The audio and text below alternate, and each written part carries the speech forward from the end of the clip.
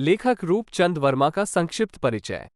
राजस्थान के भरतपुर जिले में करौली गांव के रुवादी अशिक्षित किसान परिवार में 6 दिसंबर 1945 में जन्मे रूपचंद वर्मा ने पूछने पर बताया कि ब्राह्मण बनिया शोषण के चलते इनका बचपन दर्दनाक कठिनाइयों से घिरा रहा। फर्जीवाड़े से कृषि पैदावार को मनमर्जी कीमत पर खरीदकर मुनाफाखोरी से बनिया तो मजे करता था, लेकिन इन्हें लाचारी में जीना पड़ता था। पाखंडी पंडित परिवार की हर बीमारी और मुसीबत को भूत प्रेत, स्वर्ग नर्क का भय बता दान दक्षिणा लेकर ठगता रहता था। बुनियादी सुविधाओं से वंचित ग्रामीण जीवन से संघर्ष करते हुए मीलों पैदल चलकर शिक्षा पाई और समझा कि श्रमजीवी किसान और मजदूर कमाते हैं और ज्यादातर ब्राह्मण और बनिया बैठे खाते हैं। मुट्ठी भर ब्राह्मण बनिया जुगाने देश के उद्योग, व्यापार, बाजार, मीडिया पर कब्जा करके जातीय पूंजीवाद से गरीबी, बेरोजगारी और महंगाई बढ़ाई है। अन्नदाता किसान को बंधुआ मजदूर बनाया है, जिसे फुले, शाहू, अंबेडकर, पेरियार जैसे महापुरुषों ने गुलामी का ही रूप माना है। हालांकि सभी ब्राह्मण बनिया बुरे नहीं हैं। मेरे कई ब्राह्मण बनिया अच्छे शिक्षक और सहयोगी रहे हैं। जिंदगी के लंबे सफर में विभिन्न जाति और धर्मों के लोगों का मुझे बहुत प्यार और आशीर्वाद मिला है। वर्मा ने बताया कि शांतिप्रिय पिताजी श्री भोला राम और माताजी श्रीमती बुद्धि देवी ने परिवारजनों सहित करौली गांव छोड़कर 24 अप्रैल 1958 में भोलापुरा नया गांव बसाया और मंदिर बनवाया। भूमिहीन परिवारों को जमीन और घर देकर खुशहाल बनाया। सड़क, बिजली, पानी, संचार सुविधा से जोड़कर एक आदर्श गांव बनाया। वर्माजी ने इसे महान पुरखों, समाज सुधारकों, संविधान, पंचायती राज, शिक्षा, स्वास्थ्य, कृषि, ग्रामीण विकास संबंधी पुस्तकों का संग्रहालय बना दिया है। यहाँ महापुरुषों के प्रेरणास्रोत विचारों को दर्शाया गया है, जिससे यह एक ज्ञानवर्धक पुरखा धाम के रूप में लोकप्रिय होता जा रहा है।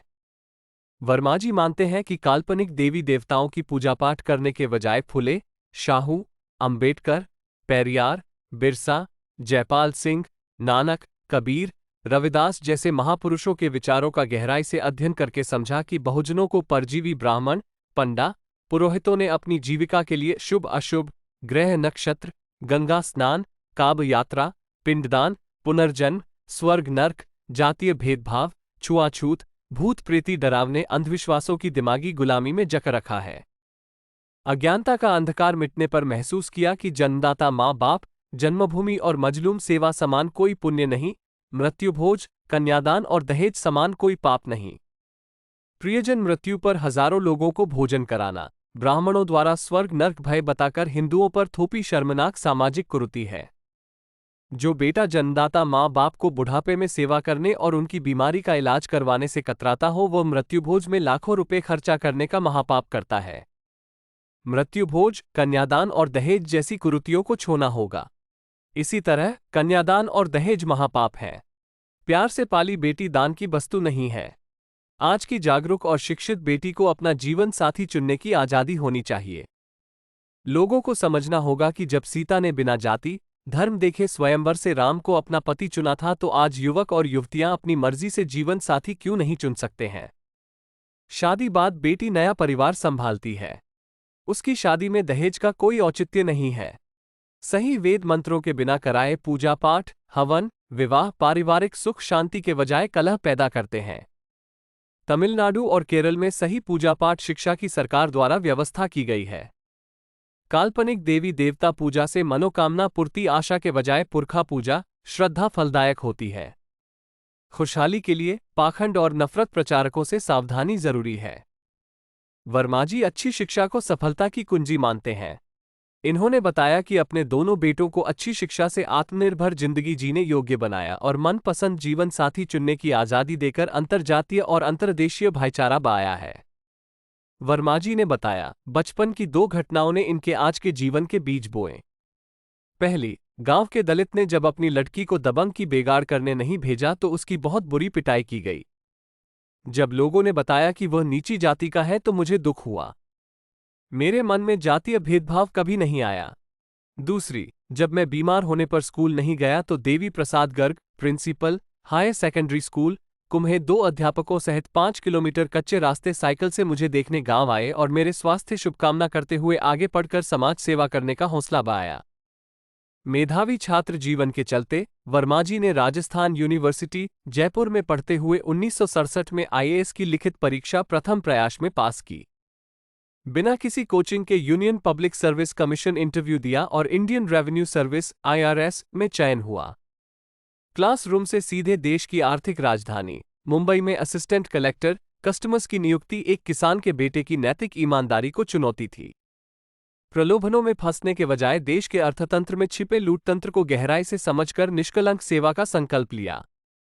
सेवाकाल दौरान विभिन्न संवेदनशील पदों पर कर्तव्यनिष्ठा, ईमानदारी से काम किया। सफेदपोश करचोर अमीरों की हेराफेरी का पर्दाफाश किया।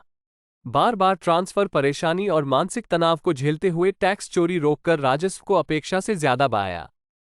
भारत सरकार के गृह और कल्याण मंत्रालयों में 1984 से 1989 डेपुटेशन के दौरान डायरेक्टर जनजातीय विकास के रूप में काम करते हुए देश के दूर दराज आदिवासी क्षेत्रों में विकास कार्यों को विशेष केंद्रीय वित्त सहायता देकर प्रभावी ढंग से लागू करवाया। भारत नेपाल सीमा पर पोस्टिंग दौरान जान की बाजी लगाकर नौकोटिक तस्करी से जुड़े अंतर्राष्ट्रीय गिरोह के कुख्यात तस्करों को बेनकाब कर जेल भेजा।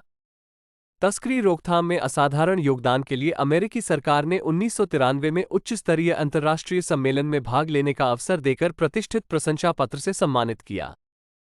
मनुवादी भ्रष्ट शासन व्यवस्था से जूझते हुए आईआरएस जैसी अति संवेदनशील सर्विस में निष्कलंक देश सेवा का सर्वोत्तम रिकॉर्ड बनाया।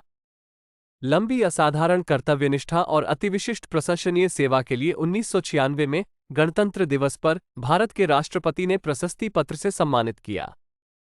इस अलंकरण के कुछ अंश निम्नलिखित हैं। श्री आर.सी. वर्मा का 25 वर्षों से अधिक की सेवा, जो कि उन्होंने विभाग के अंदर और बाहर विभिन्न पदों पर रहकर की है, का अति उत्तम रिकॉर्ड है।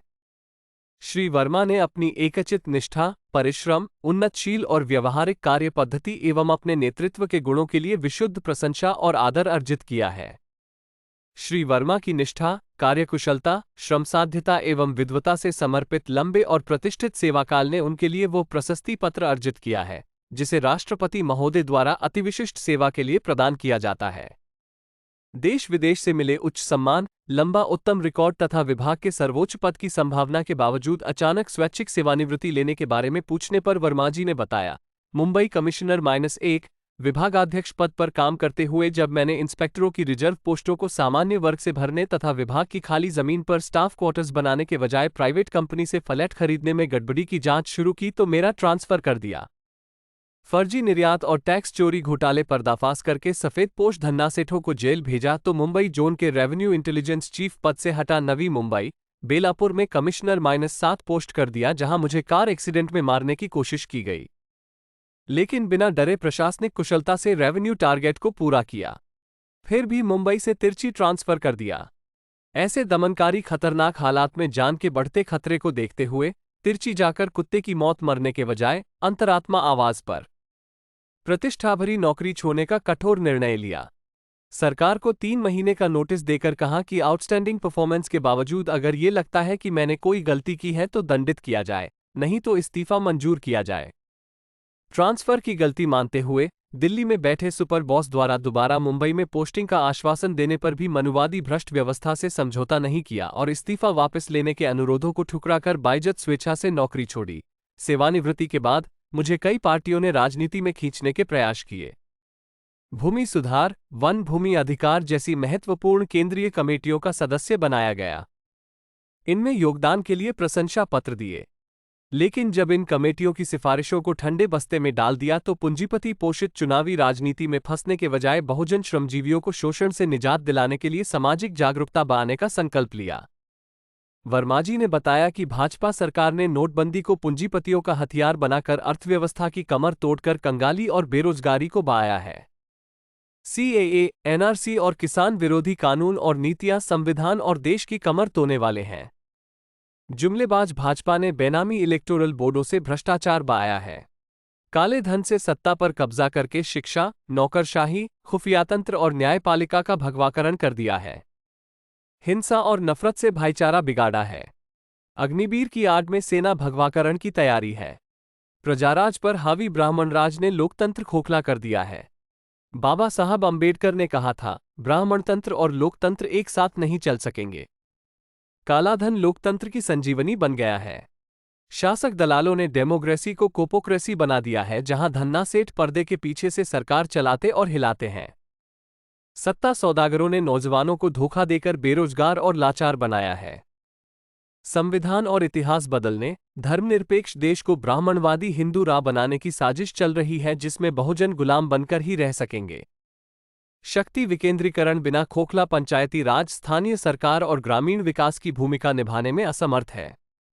सत्ता दलालों ने ग्राम सभा को प्रभावहीन कर दिया है। ग्रामीण भारत में शिक्षा, स्वास्थ्य, पानी, बिजली, संचार सुविधाएं बदहाल हैं। स्कूल, अस्पतालों पर दलालों का राज है। स्कूल है तो मास्टर नहीं है, अस्पताल है तो डॉक्टर नहीं है। सरकारी संपत्ति निजीकरण से पूंजीवाद मजबूत और सामाजिक न्याय कमजोर हुआ है। पोर्ट, एयरपोर्ट, बिजली, सड़क, संचार, सुरक्षा, तेल जैसे महत्वपूर्ण क्षेत्रों में चंद चहेते पूंजीपतियों का एकाधिकार बढ़ा है। सरकारी सेवाओं में लिटरल एंट्री से कमजोर वर्गों की शासन में भागीदारी खत्म हो रही है।